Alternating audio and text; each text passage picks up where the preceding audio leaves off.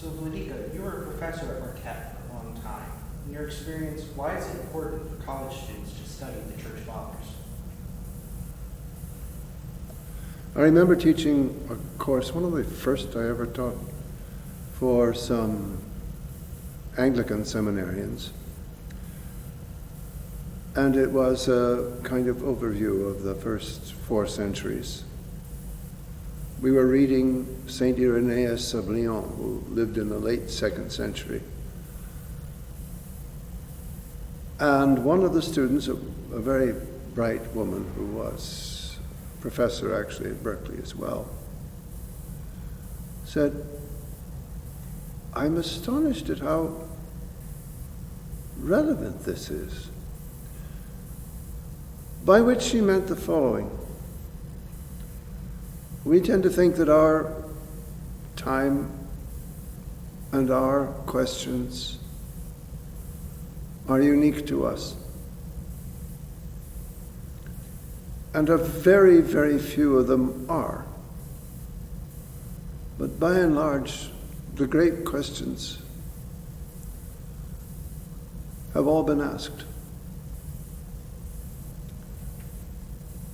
And the Church Fathers address those very questions. That is their foundational concern and interest. In light, of course, of the Christian gospel. And no one's bettered them, so far as I know. So if the student wants to concern himself or herself, and everyone is, finally at bottom, concerned with what Father Alexander Schmemann called ultimate questions, then there's no better source. Thank you so much for kind of going on that. What chose you to study St. Dionysius specifically? Well, in a way, it was a negative choice. I was interested in him from a point of view of hostility. I thought he was a kind of mistake in the literature of the Fathers. That he was very much a pseudo, and that his influence had been, by and large, pernicious. It took years of struggling with him for that to change, and change it did, radically. But my initial impetus was, as I said, to view him as an enemy.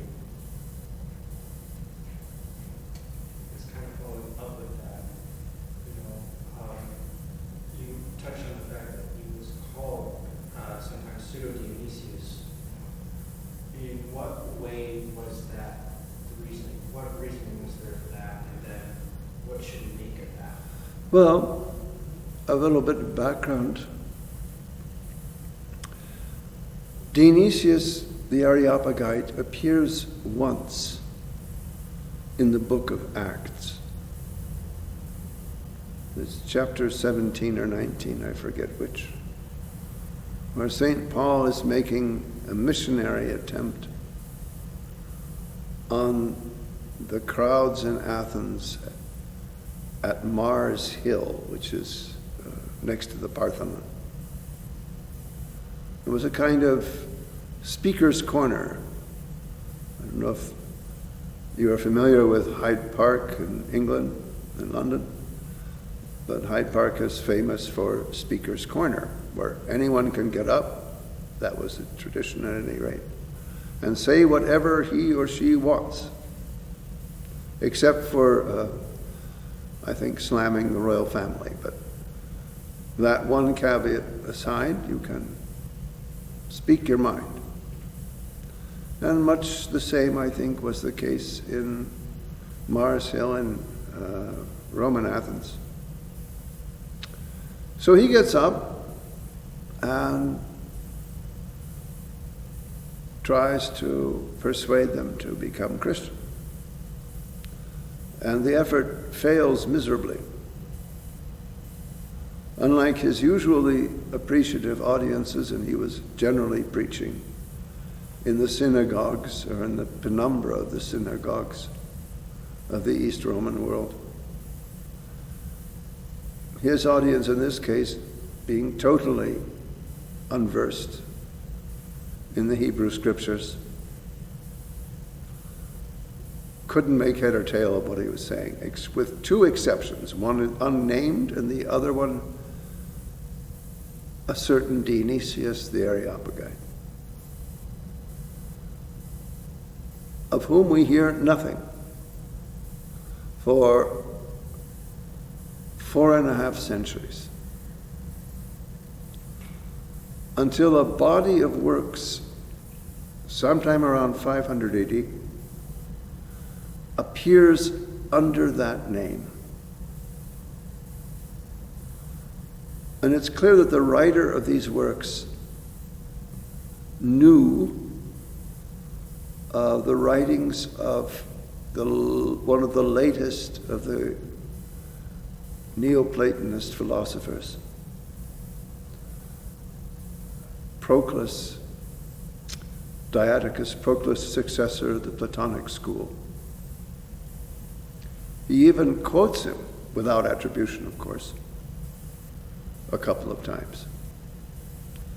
And Proclus died in 486. So these works could not have been the work of the first century Dionysios the Areopagite.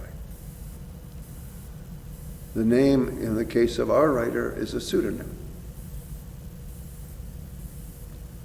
So that's the first, and you could say, plausible and even justified reason for the attribution. Pseudo. This is not the real Dionysios the Areopagite, whoever he was. But there was a second reason underneath the obvious one, and that is that he was disliked by most of the 19th and 20th century scholars, especially the Germans who worked on him. And in the case of the Germans, largely because they were Lutheran. And Martin Luther himself had characterized the writings of the Areopagite as more Platonizing than Christianizing. That is, this is a Platonist wolf in Christian sheep's clothing and is to be avoided. Hence, I am leery of using the attribution or the epithet pseudo, because I try to avoid the implicit condemnation in the employment of that word or adjective.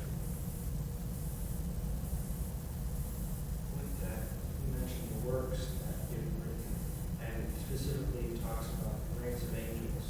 And I was wondering, could you explain more to us about these ranks that St. Dionysius talks about and how the angels themselves relate to us?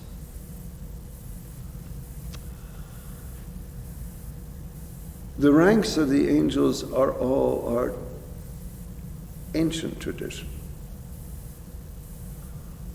One finds all the names that he uses, and he uses 9 different categories of angel. Seraphim, cherubim, thrones, dominions, principalities, powers, archangels, angels.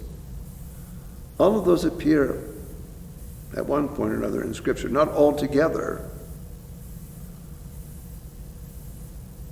And they even appear, at least in one Syriac Christian document from, well, who knows, 4th century perhaps. They even appear in the order that he uses.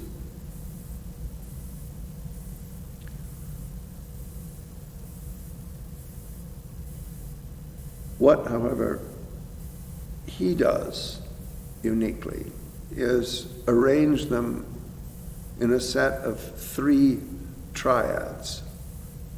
That is, 3 groups of 3.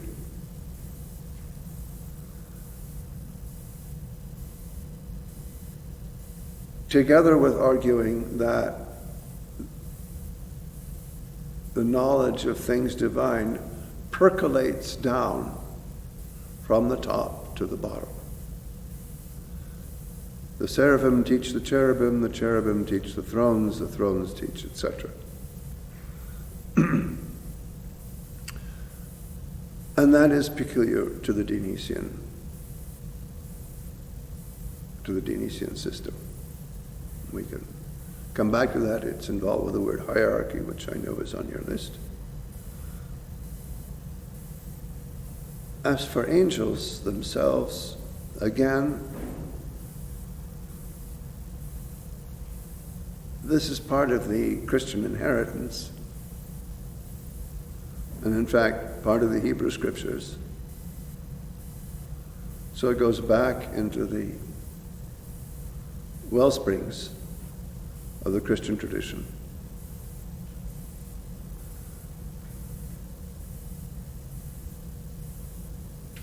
And it's simply the assertion that there is a spiritual world, a non-physical, immaterial reality and presences or powers other than God, in cooperation with God or in opposition to God. Describing the Dionysian system, you describe something that's similar to a hierarchy, which is a term that doesn't necessarily have the greatest reputation these days. What does St. Dionysius mean when he talks about hierarchy in his works? He invents the word, for one thing. That's his coinage, so far as we can tell. It doesn't exist, it doesn't appear anywhere in Greek language literature prior to him. The word hierarch does. I think connected with the ancient mystery cults.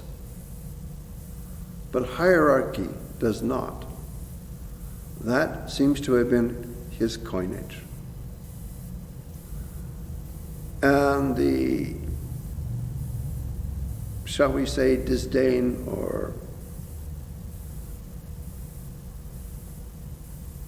disapproval of hierarchy that's common today, that's not used almost never used in a positive sense.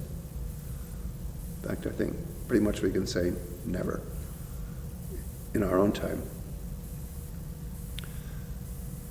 It means a pecking order in that understanding. The colonel obeys the general, the major obeys the colonel, the captain obeys the major, and so on down the ranks of the army, say. Likewise, the Navy. Or the senior bureaucrat who commands the lesser bureaucrat. So in the workings of government bureaucracies and not so government bureaucracies, corporations, other businesses. Chain of command, the military would say.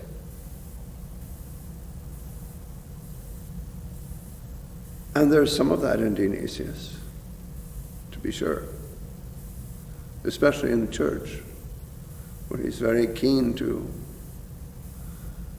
underscore the authority of the bishops. There are reasons for that, I think, which are not so obvious, but we could go into those perhaps later. But it's not what he fundamentally means by it. And this is the part of the key for my understanding of him. Hierarchy, I think, for him is first and foremost structured worship. For example, I referred to the use of the word hierarch as a borrowing from the pagan literature of the mystery cults. And he's very careful, normally, to keep up the guise of a first century writer.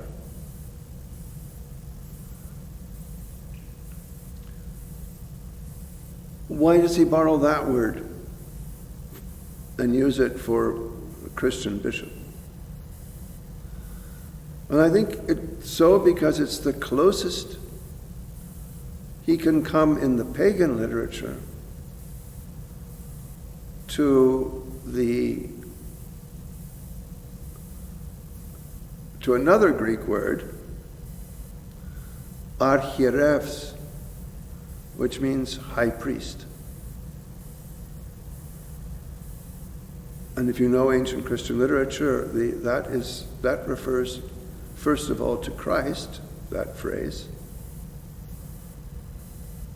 and secondly in the writings of the fathers, and in consequence to the bishop who presides over the liturgy.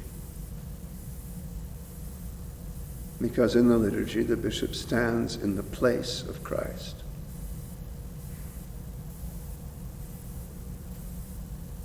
And so we sing in church at the beginning of the bishop's liturgy,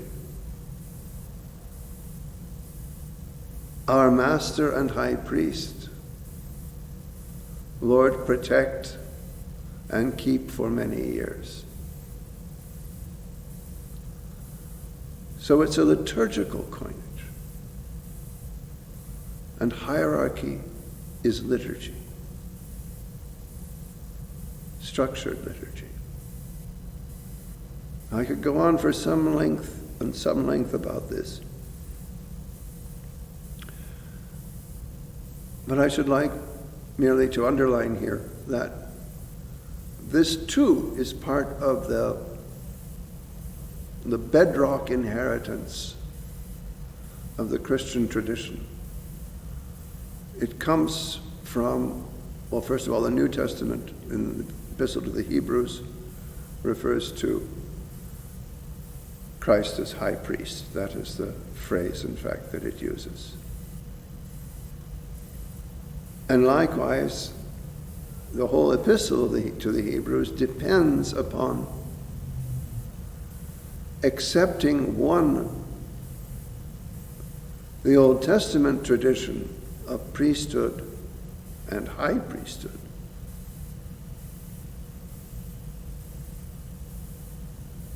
as not only an earthly reality, but a heavenly one.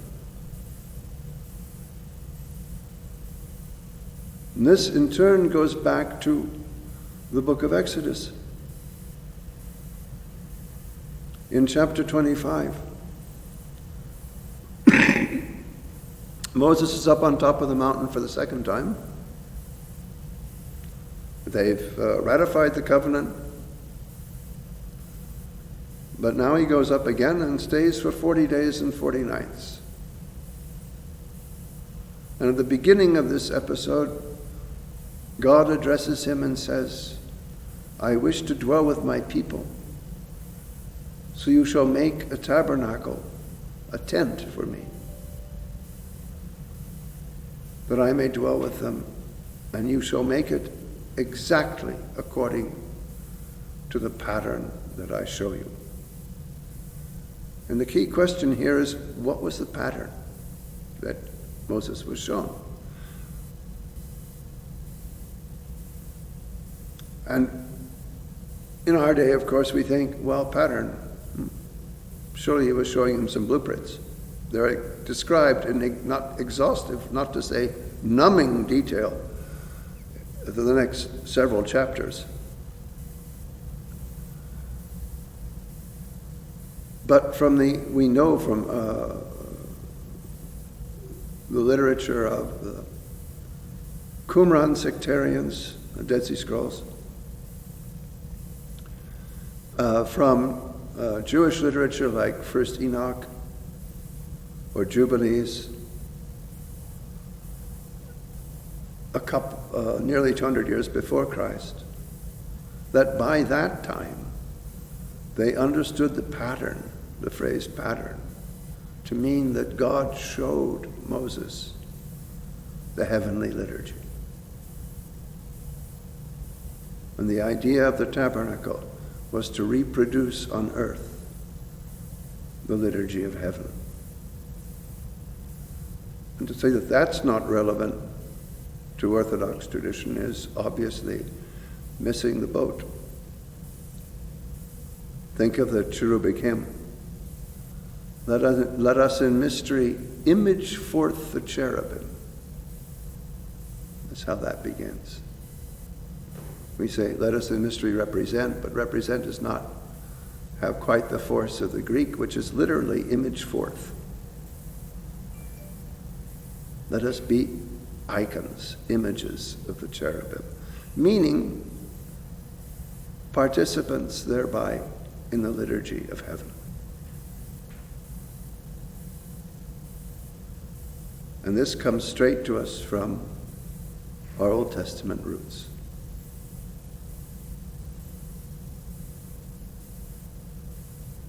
Next question is, you've been mentioning this sense of hierarchy that Dionysios talks about. It seems to be different when we talk in the sense of, commonly in English, what we call a hierarchical liturgy.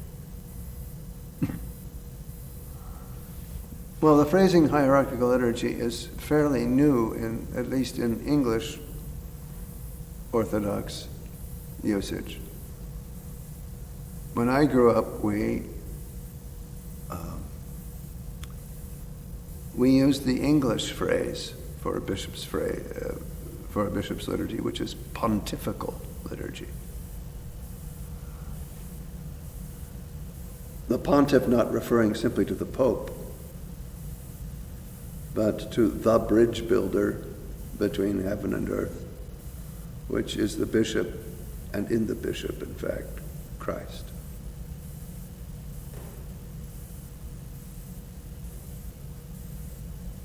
Now, did you have another? Yes. Did you have more? Yes. This will be the final one. You did a great start. This portion will be cut out, obviously. But my final question for you here is, you kind of touched on it already briefly already, but how do St. Dionysius' teachings and writings relate to college students in particular and our daily and spiritual lives? Okay. Well, I would not recommend most college students to pick up and read Dionysius without a fair amount of preparation. Unlike someone like, say, St. Irenaeus, whom I referred to at the beginning, he is not obvious. I mentioned it took me years to finally figure him out. Part of my problem, of course, was that I read too many other scholars, all of whom were operating under, with one or two exceptions, under a set of flawed presuppositions. And of course, when you do that, you end up with, well, like the saying goes, garbage in, garbage out. They were blocked from seeing what was happening in his works. The key to him is the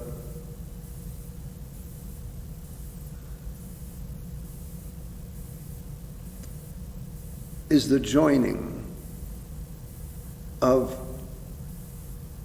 the church's liturgy with the descent or ascent into the human heart. And that just as we encounter God on the altar, like Moses had encountered God at the peak of Mount Sinai, or the high priest the presence of God in the Holy of Holies.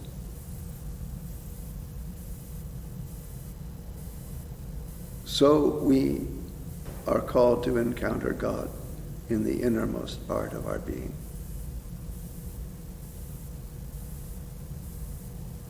And Dionysius' message in that respect is that you can't get there without the liturgy.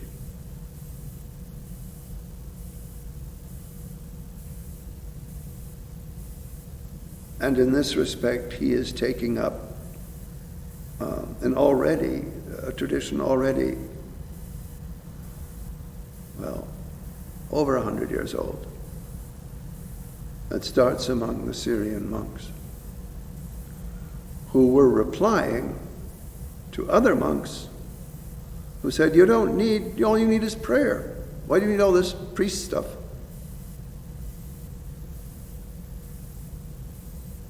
You pray and you get the Holy Spirit. What more do you need?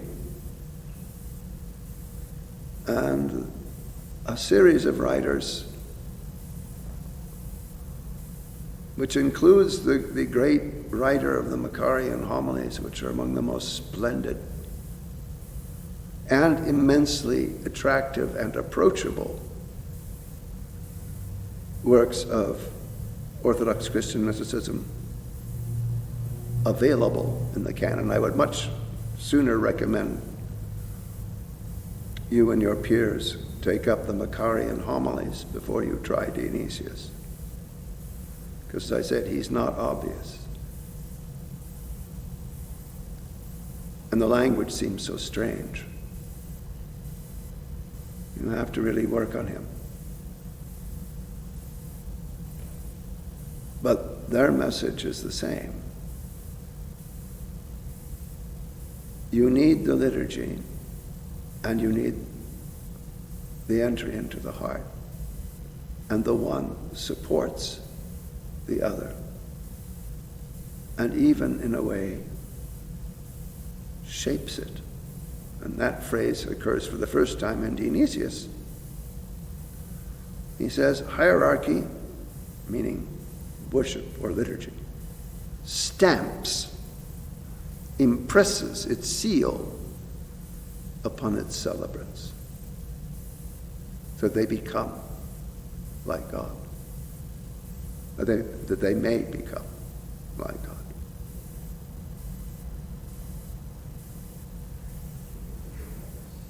I wanted to give us longer time just in case